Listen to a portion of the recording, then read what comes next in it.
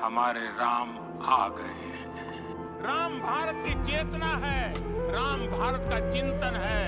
हमारे राम आ गए हैं। कि मंदिर वही बना है जहां बनाने का संकल्प लिया था। राम भारत की प्रतिष्ठा है, राम भारत का प्रताप है।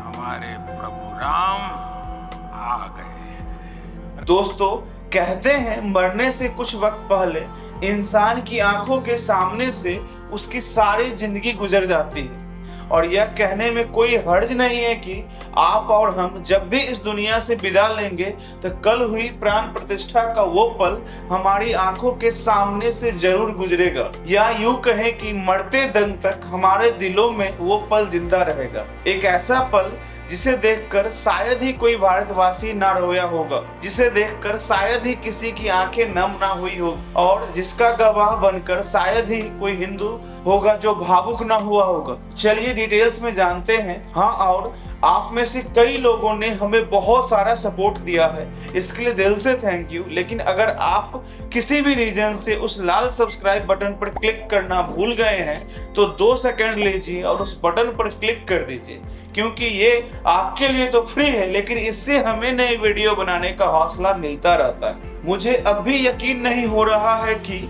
क्या सच में रामलला अपने घर लौट आए हैं। यकीन मानिए दोस्तों, आपको अपनी जिंदगी से कितने भी शिकायतें हो, कितनी भी कंप्लेंट्स क्यों ना हो, आपको ईश्वर से शिकायत हो कि मैं गरीब घर में क्यों जन्म लिया, अगर आपको इस बात से अफसोस हो कि मैं फला जाति में क्यों जन्मा हूँ, आपको अपने रंग, अपने रूप या अपने लाइफ पार्टनर से कितनी शिकायतें क्यों ना हो, मगर यकीन मानिए आपको इस बात के लिए ईश्वर का शुक्रिया अदा करना ही पड़ेगा कि आप उस दौर में जन्मे हैं जिसका इंतजार सैकड़ों सालों से किया जा रहा है। जय श्री राम, मेरा नाम संतोष है। दोस्तों, आज की वीडियो में आपका स्वागत है।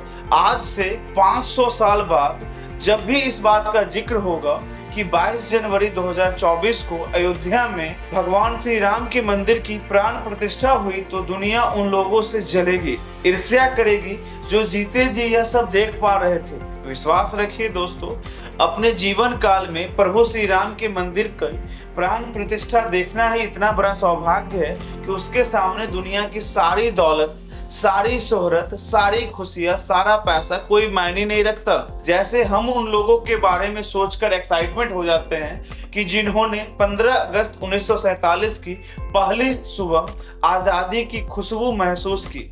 यह सोचना ही हमें रोमांचित कर देता है कि उन लोगों को कैसा महसूस हुआ होगा, क्या फीलिंग आई होगी। ठीक उसी तरह आज से 500 साल बाद भी जब 22 जनवरी 2024 का दिन याद करेंगे तो रोमांचित हो उठेंगे। अब सोचिए, क्या आपसे बड़ा कोई खुशनसीब है? क्या आपसे बड़ा कोई भाग्यशाली है?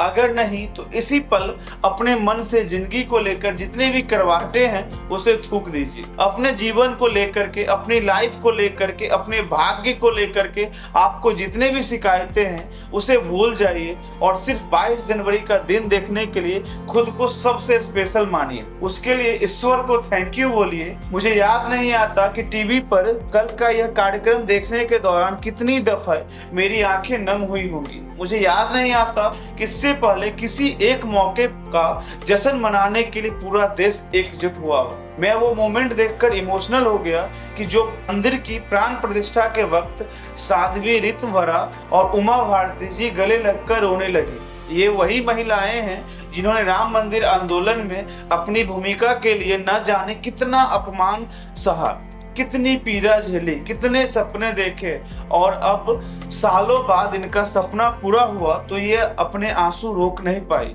वही भव्य मंदिर के सामने खड़े होकर रोने लगी। ऐसी एक नहीं तस्वीरें, कई तस्वीरें मंदिर की प्राण प्रतिष्ठा के बाद हमारे सामने आई।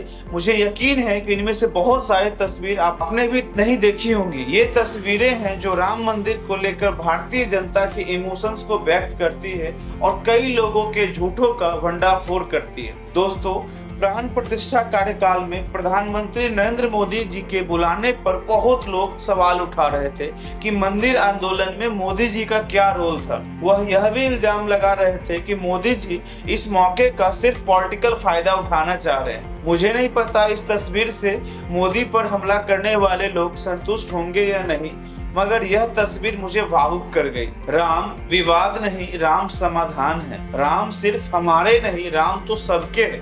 दोस्तों, यह दो तस्वीर यह बताने के लिए काफी है कि वक्त से ज्यादा ताकतवर कोई नहीं होता। पहली तस्वीर जो लगभग 33 से 34 साल पुरानी है, जिस वक्त मोदी जी ना तो गुजरात के मुख्यमंत्री थे, ना उनकी गिनती बीजेपी की बड़े नेताओं में से होती थी।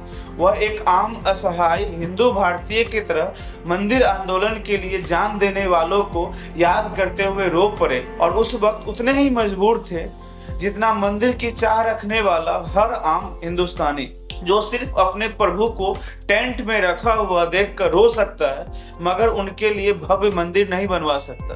मगर वही अयोध्या थी, वही नरेंद्र मोदी, वही भारतीय राजनीति। इन 35 सालों में वक्त का पहिया ऐसा घुमा कि उसने सारी चीजें 360 डिग्री बदल कर रख दी। मोदी पहले गुजरात के मुख्यमंत्री बने, फिर देश के प्रधानमंत्री बने, फिर अदालत में रामलल्ला ने अपना मुकदमा जीता, और टूटने के करीब 500 बार जब रामलल्ला का मंदिर बना तो उनकी प्राण प्रतिष्ठा का विधान करने वाले नरेंद्र मोदी ही थे। एक पल के लिए अगर आप पॉलिटिक्स को साइड भी कर दे तो अपने ड्रीम्स को, अपने सपनों को पूरा करने के लिए हिम्मत, हौसला और दृढ़ता की ऐसी कोई दूसरी मिसाल शायद ही पिछले सैकड़ों सालों में ऐसा कोई दूसरा एग्जाम्पल देखने को मिले। अगर आपको ये वीडियो अच्छा लगे तो जरूर लाइक कीजिए, अपने दोस्तों के साथ शेयर कीजिए। अगर अभी तक सब्सक्राइब नहीं किए हैं तो जरूर सब्सक्राइब कीजिए। मिलते हैं नए वीडियो में नए अपडेट के साथ, तब तक के लिए धन्यवाद।